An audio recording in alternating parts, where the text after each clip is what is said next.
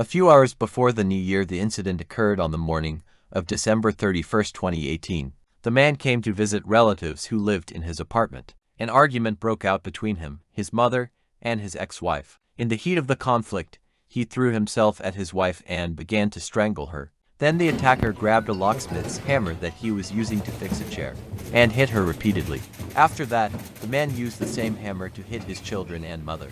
Then, in order to hide the traces of the crime and divert suspicion from himself, he tried to simulate a robbery. He scattered the victim's objects, belongings, and documents around the apartment. He washed off the traces of blood and, without locking the front door, left the apartment. The man took a taxi to another part of the city, where he threw the hammer in the trash. A few hours later, he returned to the apartment where the tragedy occurred. He independently began to call an ambulance. The ambulance doctors declared the two women and the boy dead. The girl was still alive. The child died a few hours later in the hospital.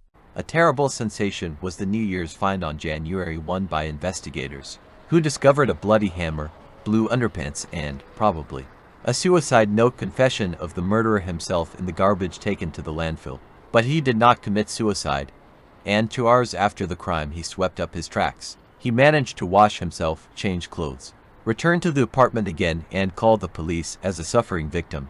And his 3-year-old daughter was dying in agony at this time. And in the first hours everyone still sympathized with him. An intensive search for the terrible maniac began, until the forensic experts carefully examined the body, in particular the legs. They gave away the murderer because he committed the murders in his socks. Trace elements remained behind his nails. After the evidence, he confessed to this terrible crime. And on the first working day of the new year, January 2, the court chose a preventive measure to 60 days of arrest in a pretrial detention center for the murderer of his own children, wife and mother.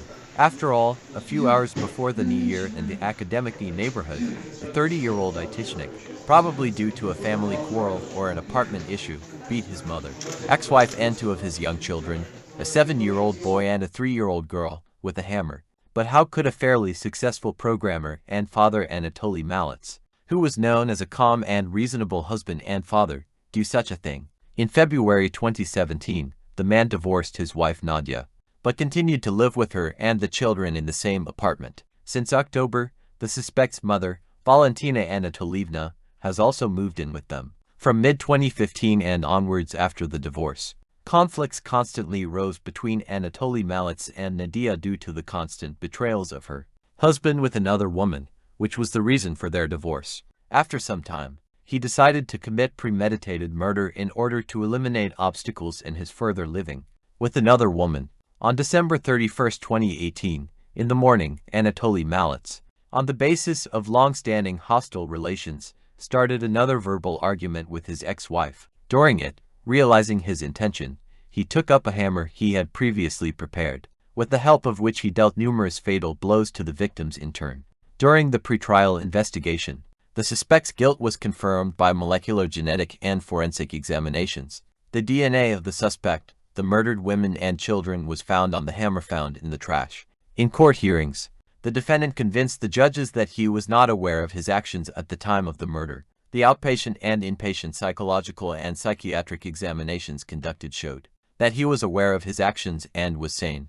The pretrial investigation and trial of this case lasted more than 2 years. On April 27, the panel of judges pronounced a verdict for intentional murder and sentenced the defendant to life imprisonment.